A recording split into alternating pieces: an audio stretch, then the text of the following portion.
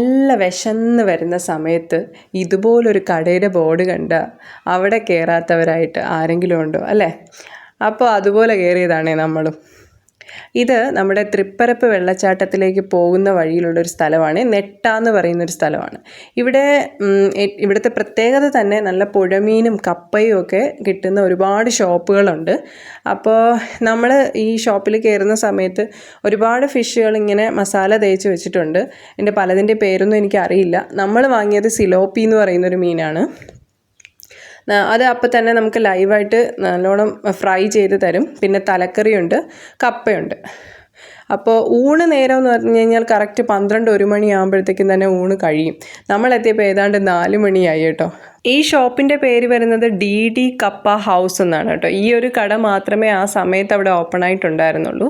നല്ല അടിപൊളി ഫുഡായിരുന്നു. കപ്പയും എക്സ്പെഷ്യലി ആ തലക്കറി നല്ലതായിരുന്നു. ഫ്രൈയേക്കാളും എനിക്കിഷ്ടപ്പെട്ടത് തലക്കറിയാണ്.